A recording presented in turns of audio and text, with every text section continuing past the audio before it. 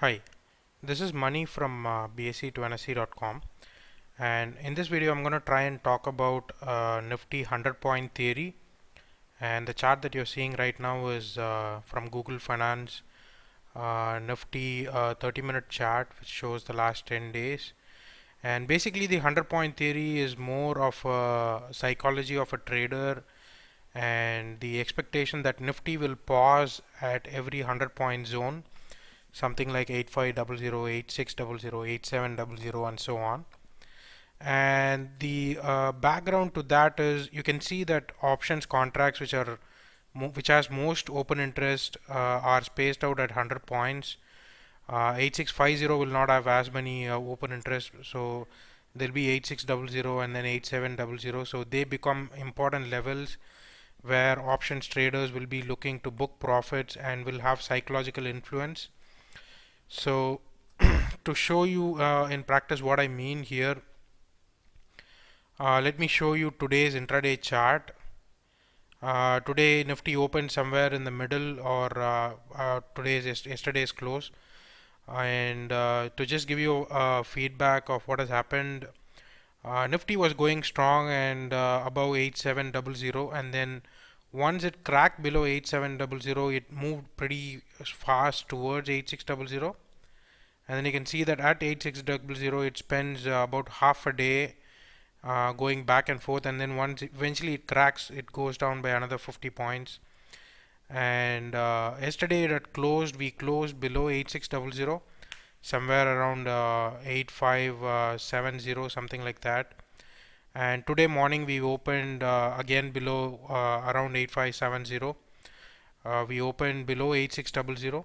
So Nifty slowly started moving up and it tested 8600, and 86 exactly, to be precise, 8601 or 02 was the high in the spot value, and it couldn't psychologically clear 8600. Had it cleared, I would assume that the trader's mindset will now change to a zone between 8600 to 8700.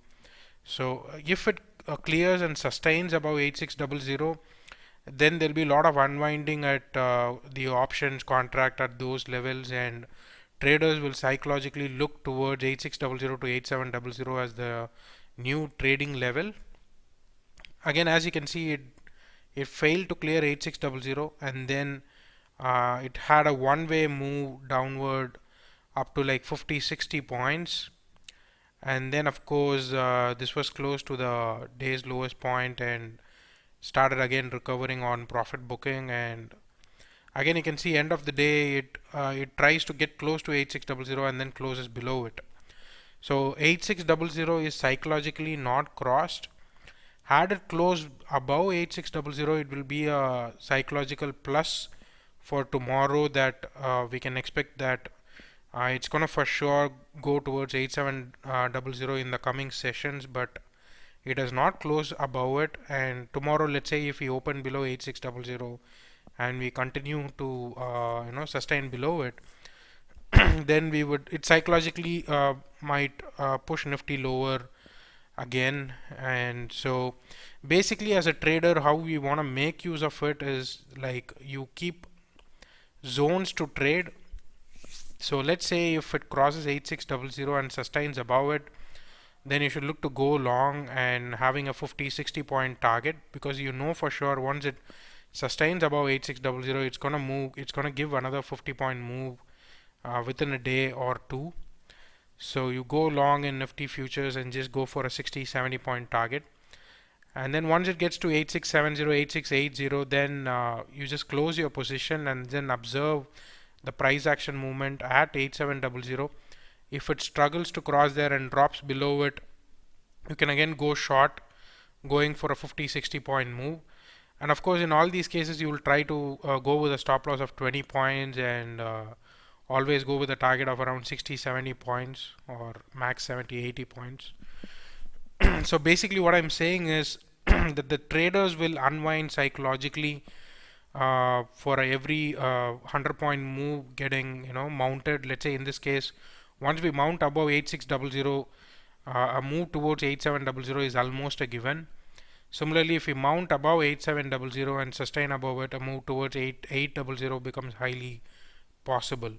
So again, this of course rejects the fact that there could be various important support and resistance levels sitting. Of course, you should respect them, but leaving them aside, as a general day trader or intraday trader, rather than going long here randomly, I would wait to see the price action move that happens at 8600.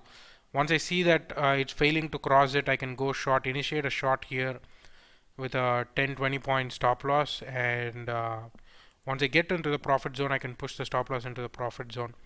So to just show the phenomena, I'll just show you here. You can see here, this is again 30-minute chart. So you can see that each slab is 1 day, or each candle is 30 minutes of data.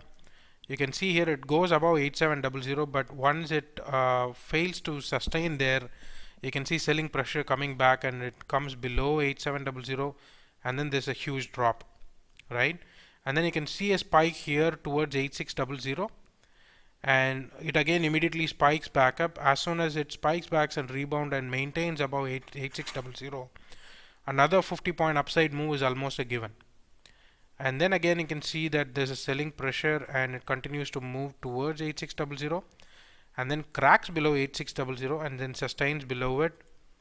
And then you can see that the low point here comes till 8510. So once it sustains below 8600, another 50-60 point move on the downside becomes possible. And in this case, it holds on to 8500, doesn't even test it. And then once it holds on, it makes sense to initiate a long here. And again, you can see a gap up opening here, so it's psychologically a big up move. I mean, again, news plays a part, and then overnight global sentiments and all those, they also come in. And again, you can see that the next day here, the fifth day here, or August 5th, when it opens, we open almost gap up, and then once we sustain above 8600, a move towards 8700 becomes very much possible, which is what happens. And again, on the next day, the whole day it sustains above 8700. Even though it's a very small day, you can see here that every time it comes to 8700, it rebounds by 20 points intraday. So initiating a long here with a stop loss of 20 points would have yielded you profits intraday on the August 8th. And then of course the next day it opens, and then it doesn't sustain.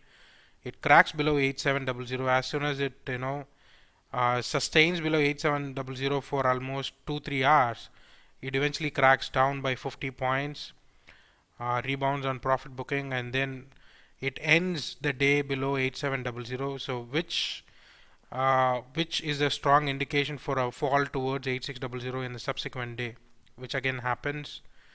And again, the day again it doesn't it tries to consolidate at 8600 for 2-3 hours here, and then eventually cracks below it, goes down by another 50 points, and closes the day below it, below 8600. So again, the next day is the intraday that I showed you, which is today. We opened below 8600, went till 8600, we couldn't psychologically cross it, and from there we dropped by 50 points quickly, and then towards the end of the day recovered towards 8600. So as it stands, we are still psychologically, we haven't crossed 8600. So tomorrow if we open gap up, so I would want to go long, or if we sustain above 8600, and if we open gap up above 8600 and we tend to move up, I would want to initiate a long in Nifty futures. On the other hand, if we open below 8600 and we sustain below 8600, then initiating a short for intraday makes sense in Nifty.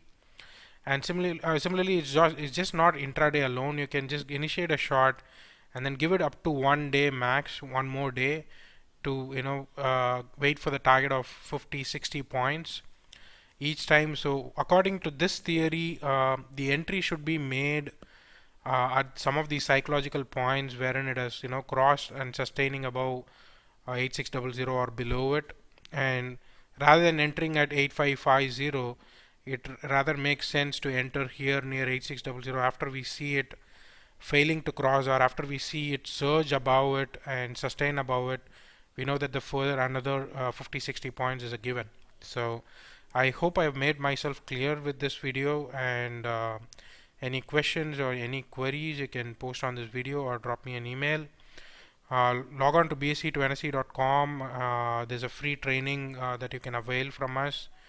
Go and check that out. Subscribe to our YouTube channel and stay in touch. Thank you. Bye bye.